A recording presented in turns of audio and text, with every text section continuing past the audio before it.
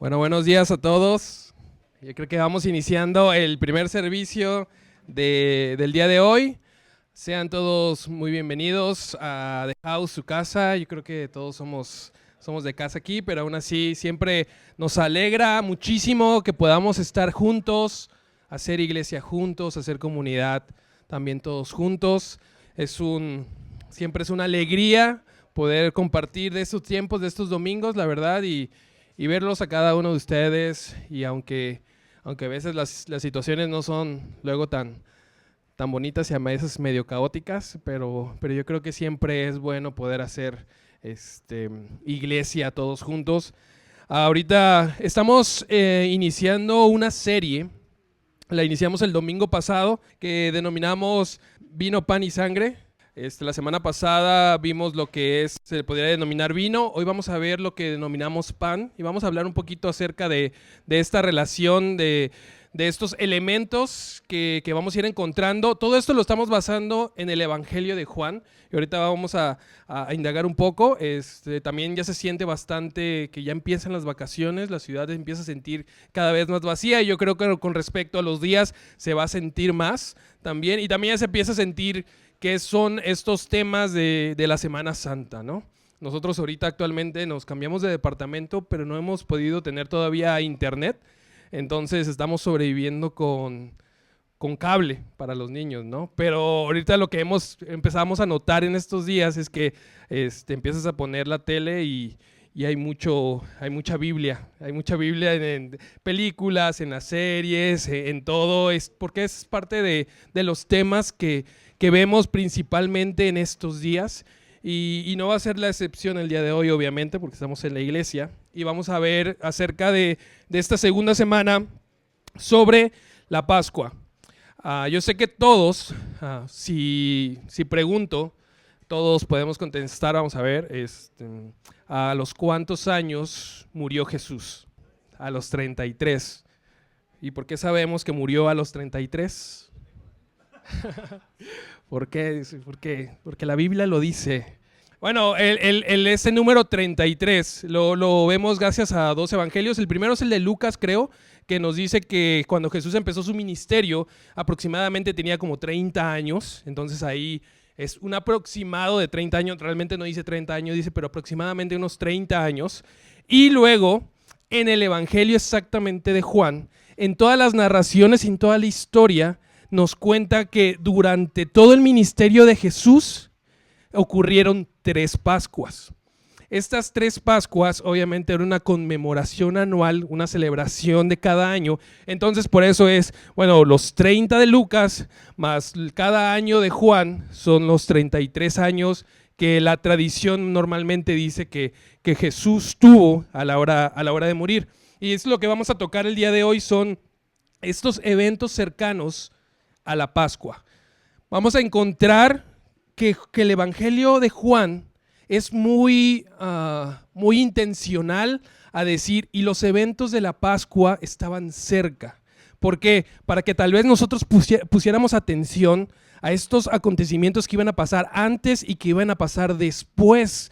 Cada que el evangelista dijera, y la Pascua estaba cerca, era algo importante en lo cual prestar atención. En la semana pasada vimos el primer acontecimiento que dice que la Pascua estaba cerca y eran las bodas de Canaán, ¿no? Estas bodas tienen un significado bastante importante para el evangelista Juan. ¿Por qué? Porque algo que nos narra en esa historia es que dice que Jesús muestra su gloria por primera vez. Y la primera vez de algo siempre es importante. Y la primera vez que Jesús muestra su gloria también es importante. Lo interesante es que Jesús decide mostrar su gloria en ese momento, en ese lugar y de la forma que lo hizo. Yo creo que todos, tal vez todos, tenemos un concepto o alguna imagen de lo que sería Jesús o lo que sería Dios mostrando su gloria, ¿no? Tal vez yo hubiera pensado que, bueno, Jesús, si vas a mostrar tu gloria por primera vez, pues ¿por qué no hacerlo en Jerusalén, en el templo, donde toda la gente está viendo, donde están los líderes religiosos, donde están los expertos de la ley, los rabí? ¿Por qué no irte a la capital, a la ciudad principal, donde es muy conocida, donde hay mucha gente, y mostrar tu gloria por primera vez ahí.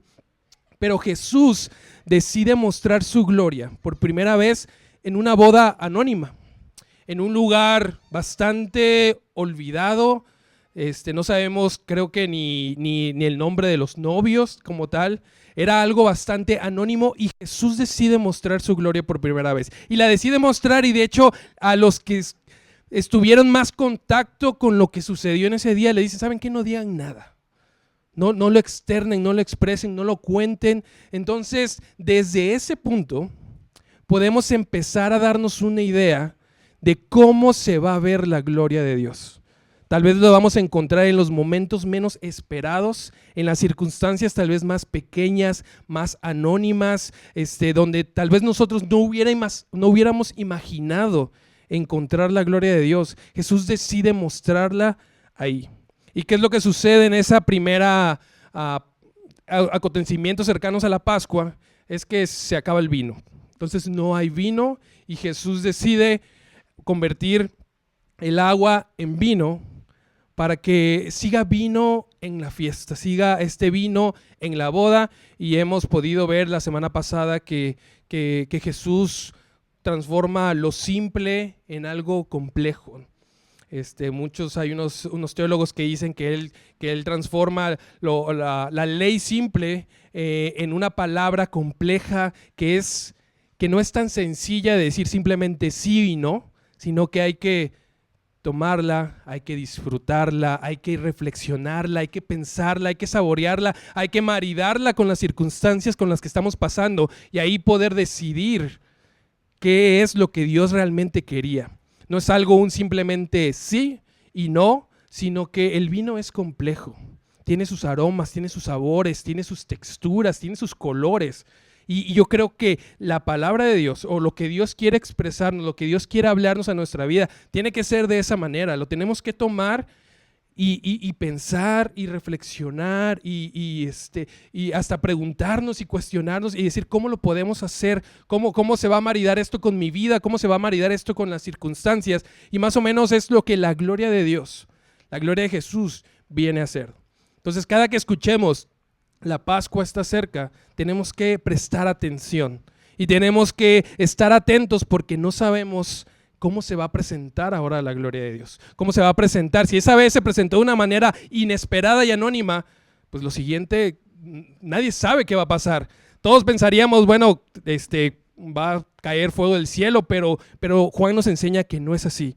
Hay que prestar atención para poder ver realmente la gloria de Dios. Y el día de hoy vamos a ver los acontecimientos a la segunda Pascua que nos narra el evangelista de Juan, y cómo Jesús ahora va a mostrar su gloria en esta historia. Esa historia es mucho más, bastante conocida, yo creo que las dos. Y vamos a ir a Juan 6, del versículo 3 al 13, y dice: entonces Jesús subió a una colina y se sentó allí rodeado de sus discípulos. Ya era casi el tiempo de la celebración de la Pascua judía. Una vez más, el evangelista dice, oigan, es el tiempo de la Pascua, presten atención a lo que va a suceder. Entonces, más adelante dice, enseguida Jesús vio que una gran multitud venía a su encuentro. Dirigiéndose a Felipe, le preguntó, ¿dónde podremos comprar pan para alimentar a toda esta gente? Lo estaba poniendo a prueba porque Jesús ya sabía lo que iba a hacer. Creo que ahí se lo quité, perdón. Dice, Felipe contestó, aunque trabajáramos meses enteros, no tendríamos el dinero suficiente para alimentar a toda esta gente. Entonces habló Andrés, el hermano de Simón Pedro. Aquí hay un muchachito que tiene 5 panes de cebada y 2 pescados, pero ¿de qué sirven ante esta enorme multitud? Jesús dijo, díganle a todos que se sienten. Así que todos se sentaron sobre la hierba y en las laderas, solo contando a los hombres sumaban alrededor de 5,000. Luego Jesús tomó los panes, dio gracias a Dios y los distribuyó entre la gente. Después hizo lo mismo con los pescados y todos comieron cuanto quisieron. Una vez que quedaron satisfechos, Jesús les dijo a sus discípulos, ahora junten lo que sobró para que no se desperdicie nada. Entonces ellos juntaron las sobras y llenaron 12 canastas con los restos que la multitud había dejado después de comer los 5 panes de cebada. Algo que vamos a entender también de Juan es que hay muchos símbolos. Juan utiliza muchos símbolos teológicos para explicar algo, para dar una teología, para poder mostrar la gloria de Dios. Él conoce a las personas que están leyendo el Evangelio, él conoce a su comunidad, él conoce a sus lectores y sabe que ciertas simbologías, ciertos números van a hacer clic cuando ellos estén leyendo el texto. Es como nosotros cuando vemos tal vez alguna serie, alguna película que es traducida a nuestro idioma. Yo creo que es más común como cuando salió esta película de Shrek y que habían muchas referencias a nuestra cultura. Y si alguien más fuera de México los veía, pues tal vez no iba realmente a entender muchas de las referencias que se estaban poniendo en esa película. Y eso es exactamente también lo que vamos a encontrar en Juan. Y vamos a ir poco a poco, pero entonces algo que sí podemos ver y que yo les animo a hacer es leer todo el capítulo 6. Y todo el capítulo 6 va a girar en torno a un solo elemento. Va a haber un elemento que es más importante en todo el capítulo y es el pan. Todo se va a tratar sobre el pan, la multiplicación de este pan. Después decir, las personas después van a buscar a Jesús para que les dé pan. Después Jesús va a decir, bueno, yo no soy una panadería andante. Luego también va a decir, yo soy el pan de vida. Y va a haber mucha referencia. Y todo el capítulo 6 va a girar en torno al elemento del pan. Y es por eso que la semana 2 la llamamos pan. ¿Y qué era el pan para ese tiempo? ¿Qué era el pan para el Israel antiguo? Bueno, el pan primero era el sustento, el alimento principal que ellos tenían. Nosotros tal vez vemos el pan más como un acompañamiento tal vez a nuestra comida principal. Yo tengo aquí una comida, no sé, hasta los chilaquiles, hasta la carne, lo que sea, y lo acompaño con pan. Bueno, para ellos no, ellos era su alimento principal, era el pan. Ellos vivían del pan. Había creo que 2 clases, una de trigo y una de cebada. Unos eran para las personas que tenían una clase social más alta, otros más humildes, pero el pan era el elemento principal, era el alimento principal que ellos tenían como judíos. Ellos sobrevivían de pan. Muchas veces todo lo que comían en un día era pan.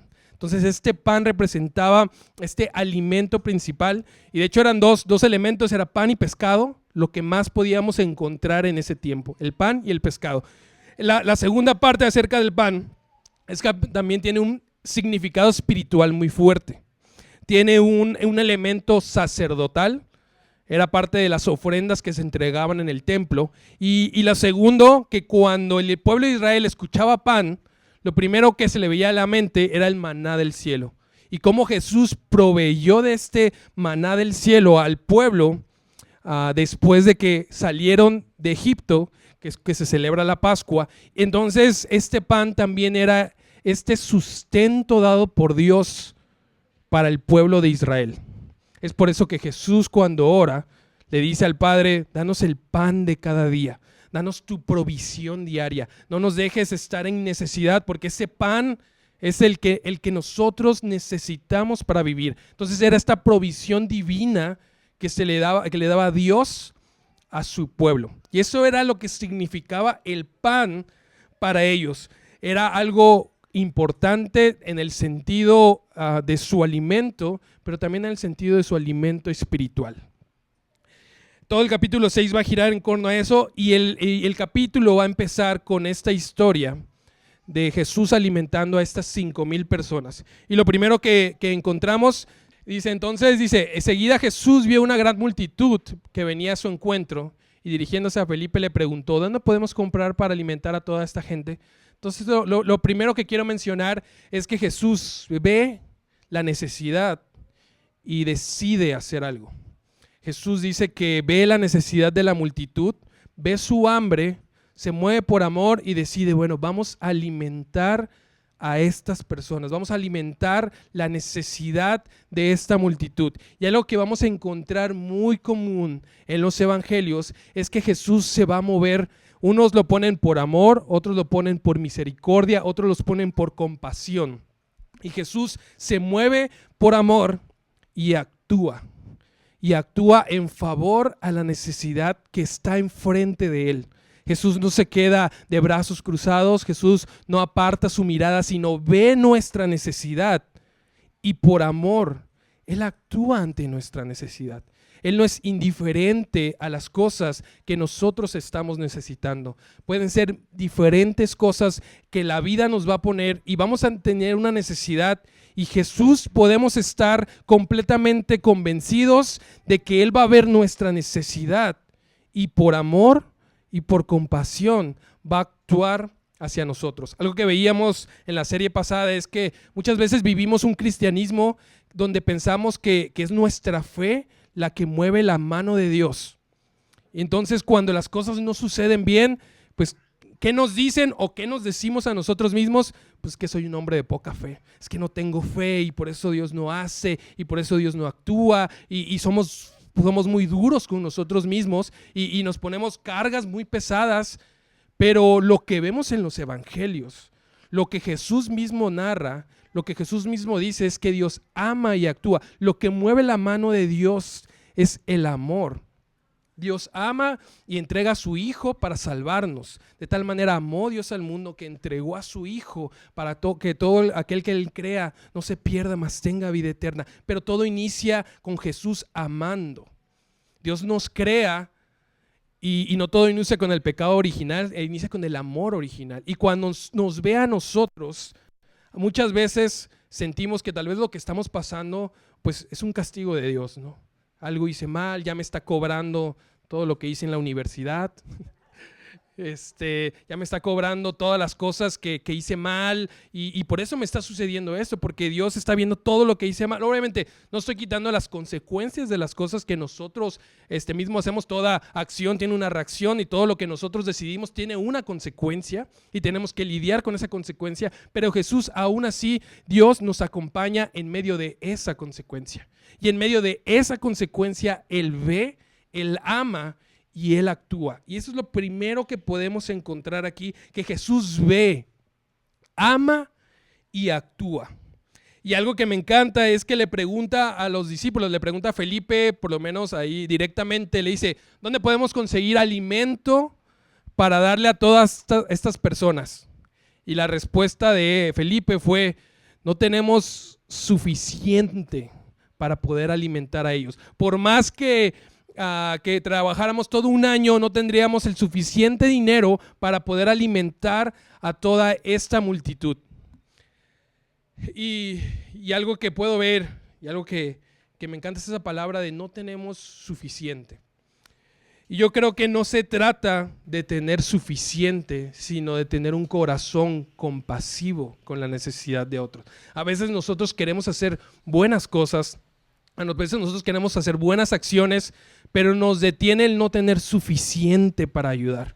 Nos detiene el no tener suficiente para poder compartir. Y no estoy hablando solamente de dinero, tal vez no sentimos que no tenemos suficiente tiempo para dar, porque es que ya no tengo el suficiente para poder sentarme con esta persona, escucharla, platicar con ella, darle un consejo, porque no tengo suficiente tiempo.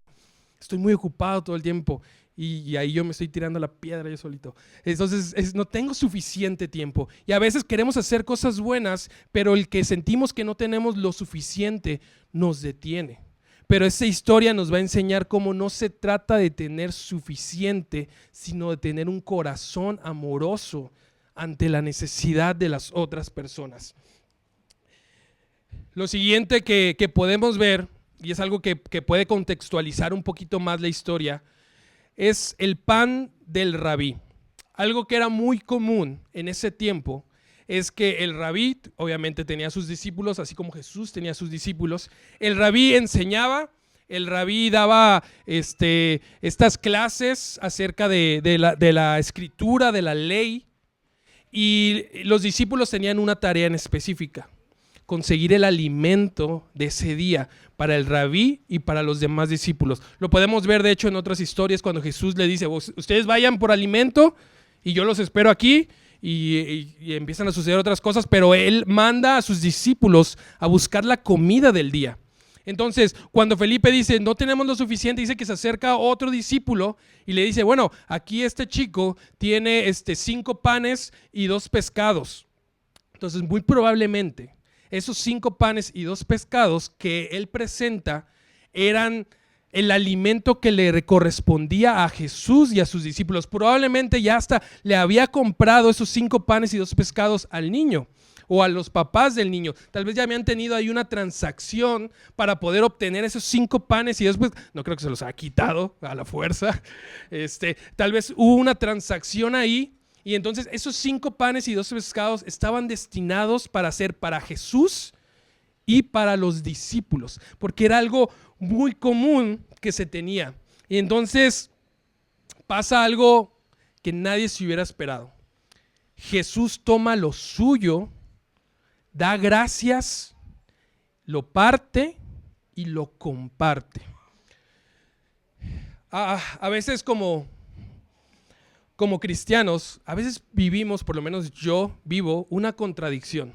A veces cuando logro un proyecto, cuando logro alcanzar un objetivo, cuando tengo en éxito en algo, hasta cuando simplemente estoy comiendo algo, ¿qué hago? Le doy gracias a Dios. Le digo, Dios, gracias, fuiste tú, gracias porque me lo dice y todo. Pero cuando me toca compartirlo con una persona que tal vez no ha hecho nada para merecer esa parte, que digo, oye, ¿por qué tengo la responsabilidad de compartir lo que a mí tanto me costó con esfuerzo, con sudor, con lágrimas, con tiempo? Y entonces entramos en esa contradicción rara, porque cada vez que alcanzamos algo decimos, toda la gloria es para Dios. Pero cuando lo compartimos decimos, oye, yo me esforcé por esto y ahora ¿por qué lo tengo que entregar? ¿Por qué lo tengo que dar cuando Él no hizo nada para recibirlo, para merecerlo? Y choca nuestros pensamientos. Entonces ¿realmente creemos que Dios nos lo dio? ¿O realmente pensamos que nosotros nos lo ganamos? Jesús se había ganado ese pan. Jesús se había ganado ese pescado. Jesús había estado enseñando durante todo el día, sanando, liberando, escuchando, consolando, orando por muchas personas. Y él había cumplido con su labor de rabí y los discípulos tenían la tarea de ahora decirle, ok, nosotros ya tenemos el alimento del día de hoy para ti. Entonces, ese alimento que probablemente le es entregado a Jesús pertenecía, era de Jesús, era de su propiedad, se lo había ganado y entonces hace lo que nadie hubiera pensado. Todos los que estaban ahí sentados veían a Jesús, ven que tiene el alimento y pues decían, pues claro, es para él, ¿no? Es suyo, es de Jesús, es del rabí. Eso es algo muy común, lo hemos visto tanto tiempo, ahora nos toca a nosotros ir a conseguir nuestra propia comida. Y Jesús hace lo que nunca nadie hubiera imaginado que hace. Sienta a todos, le da gracias a Dios por el alimento, lo parte y lo empieza a compartir con los demás. Y eso es algo que ya habíamos hablado hace un tiempo, pero me gustaría otra vez recalcarlo y que el día de hoy podamos reimaginar el milagro, reimaginar cuál fue realmente el milagro. ¿Qué fue el milagro que sucedió ahí? Realmente si tú te pones a leer el texto, nunca dice que hubo una multiplicación. Eso lo encontramos en algunos títulos más actuales ahora del capítulo. Pero nunca sabemos dónde empezó la multiplicación. La podemos como deducir tal vez, pero no viene como tal esa palabra. Entonces, ¿qué tal si el milagro no fue la multiplicación, sino el milagro fue la generosidad de Jesús? Cuando Él decide compartir lo que es suyo, entonces hasta sobra más de lo que se tenía. ¿Qué tal si cambiamos el enfoque de lo que Jesús había hecho y en vez de ver algo sobrenatural, vemos un cambio en el corazón de las personas? Se los voy a decir de esta manera. Como les decía, en ese tiempo era bastante común encontrar pan y pescado en los morrales de las personas. Era lo más común. Todos tenían su pan y su pescado para poder sobrevivir. tal vez no todos, hay algunos que, porque hay unos que no llegaban a comer un día y no comían dos y volvían a comer otro día más. Ellos realmente no sabían si el siguiente día iban a comer. Y esa es la clave. Porque tal vez los que tenían pan y pescado dicen, yo tengo para mí, pero yo no sé si mañana me vaya a tener. Entonces, si lo comparto, yo me pongo en vulnerabilidad. Yo me pongo en peligro de no saber si mañana voy a tener alimento. Y ese era el pensamiento de las personas que estaban ahí. Es que si yo doy lo mío, tal vez yo me quedo sin nada mañana y no sé qué voy a comer. Pero Jesús cambia la forma de pensar. Jesús no es como nosotros. Jesús no dice, y mañana el Padre me dará el pan de cada día. Yo lo que tengo hoy, quiero ser capaz de compartirlo con otros que no lo tienen. Entonces, si nos ponemos en el primer enfoque de que el milagro fue la multiplicación, ¿qué va a suceder? Nos vamos a ir a encerrar a iglesias y a congresos y a eventos pidiendo que Dios multiplique nuestras cosas, pidiendo a Dios que multiplica mi dinero, multiplica mi éxito, multiplica todas mis cosas, y vamos a estar ahí día y noche y horas y horas y horas y diciendo y pidiendo por un milagro. Pero en el segundo enfoque, si el milagro fue la generosidad, entonces eso nos convierte a nosotros en el milagro. Entonces eso nos manda afuera a hacer el milagro que otras personas necesitan. Nos dice, ahora yo quiero ser como Jesús y quiero compartir lo que yo tengo con otros y puedo ser el milagro que otros más necesitan. Ya no solamente estoy queriendo ver a Jesús como alguien que tiene que suplir y multiplicar mis cosas, sino lo estoy viendo como un discípulo que imita a su maestro y que dice, así como Jesús lo hice, yo quiero bendecir lo que tengo, partirlo y compartirlo con otros. Y ahí es cuando sucede el milagro. Y ahí es cuando sobran 12 canastas. ¿Por qué? Porque es el corazón generoso. Una vez más, no se trata de tener suficiente, sino de tener un corazón que sea generoso con lo que tenemos. No solamente dinero, tiempo, amor, paciencia, compasión, todas estas cosas que nosotros, sabiduría, bondad, alegría, que podemos compartir con otros y no solamente ver hacia nosotros mismos. Y tal vez podrían decir, bueno, eso tal vez es una deducción tuya, ¿no? Eso tal vez, no sé realmente si es así, si no es así. Yo creo que vayamos ahí mismo en ese capítulo Juan 6, pero más adelante en el 24, nos dice, cuando la multitud vio que ni Jesús ni sus discípulos estaban allí, subieron a las barcas y cruzaron el lago hasta Capernaum para ir en busca de Jesús. Lo encontraron al otro lado del lago y le preguntaron, Rabí, ¿cuándo llegaste acá? Más adelante, les digo la verdad, ustedes quieren estar conmigo porque les di de comer, no porque hayan entendido las señales milagrosas. Dice, ustedes quieren venir conmigo porque quieren que yo les multiplique la comida una vez más, pero no han entendido cuál era realmente el milagro. No entienden que el milagro siempre fue el ser generoso, el poder compartir lo que uno tiene, el poder dar, el poder ver la necesidad de las personas y tener amor y tener compasión. El primer enfoque convierte a Jesús en una panadería andante, donde podemos ir por pan a cada rato. El segundo enfoque nos convierte a nosotros en las personas que podemos compartir con otros, ser el milagro para otro. Dice, no se preocupen tanto por las cosas que se echan a perder, tal como la comida. Pongan su energía en buscar la vida eterna que puede darles el Hijo del Hombre, pues Dios Padre me ha dado su sello de aprobación. Más adelante en el 35, dice, Jesús les respondió, yo soy el pan de vida. El que viene a mí nunca volverá a tener hambre.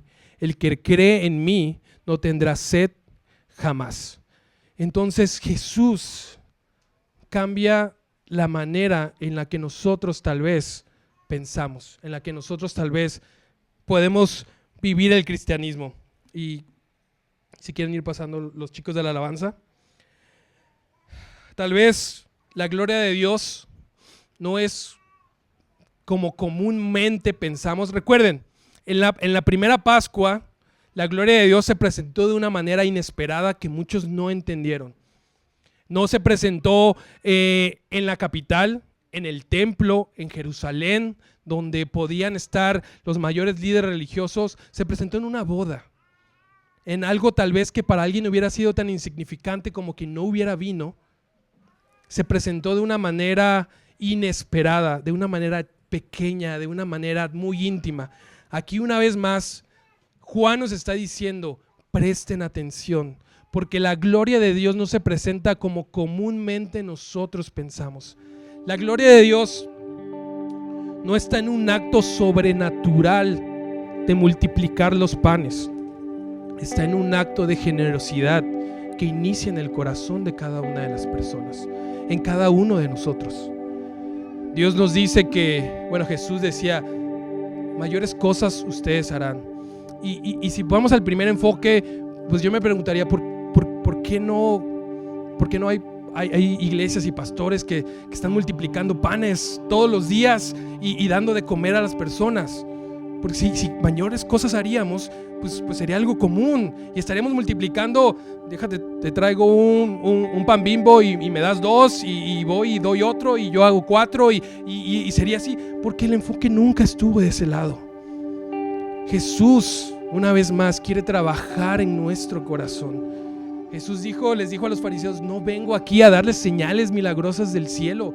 El reino de Dios ya está dentro de ustedes, ya vive ahí, ustedes lo pueden accionar, ustedes lo pueden vivir, ustedes pueden ser el reino de Dios para otros. Ustedes pueden ser Jesús para otros, ustedes pueden ser Dios para otros.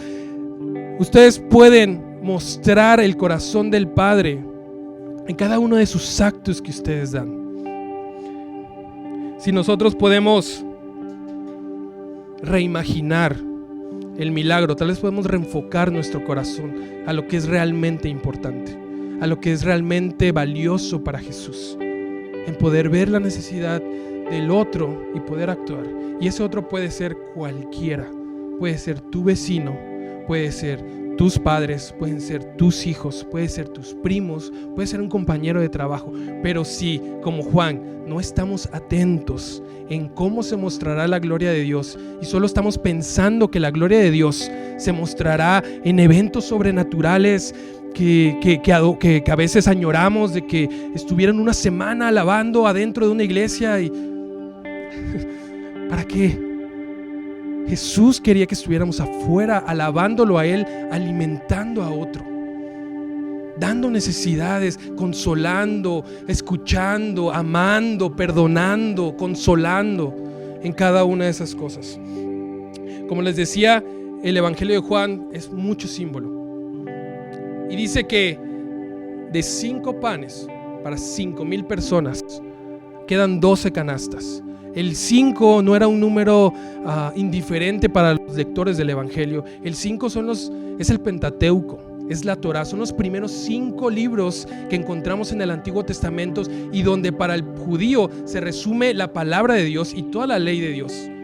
5 panes para 12 canastas, que son las 12 tribus de Israel. Es hablar de toda la nación de Israel. Es decir, la palabra de Dios es capaz de alimentar a todos. Y esto sin contar niños ni mujeres. Es el pueblo de Israel y más allá del pueblo de Israel. Y la palabra de Dios, Jesús, que es el pan de vida, es para todos. Es capaz de alimentar a todos. No es para unos cuantos, sino para todo aquel que tiene hambre y no vuelva a tener hambre cuando se alimenta de este pan de vida. Cuando logramos cambiar nuestro enfoque y nuestro corazón a que nosotros somos ese milagro que Jesús quiere en la tierra, nuestra vida no tendrá hambre, por lo menos no hambre espiritual. Y si compartimos lo que tenemos, yo creo que ni nosotros ni las personas que están a nuestro lado tendrán hambre tampoco. quieren podemos ponernos de pie para terminar. Señor, gracias. Gracias, Dios, porque tú muestras tu gloria de maneras diferentes, de maneras increíbles, de maneras que tal vez no nos imaginamos. Gracias, Dios. Ayúdanos a tener un corazón que esté atento, a que sea capaz de poder ver los pequeños detalles y dejarnos sorprender por tu gloria de Dios. Que no solamente la gloria de Dios cumpla mis expectativas, sino que vaya más allá de mis expectativas. Que yo pueda ver la gloria de Dios en pequeños actos de bondad incondicional hacia los otros, y que las personas puedan ver esa gloria en mis manos, que son capaces de ser generosos, de dar, de compartir. Señor, danos ese corazón que tú tienes, danos esa forma de vivir la espiritualidad y el cristianismo como tú lo vives, Dios. Muéstranos el camino, muéstranos la manera, que el tener suficiente no sea una excusa, pero que nuestro corazón generoso sea lo que nos mueva y nos motive, que tu amor, que tu compasión sea lo que nos lleve más allá, Dios. Te amamos en el nombre de Jesús.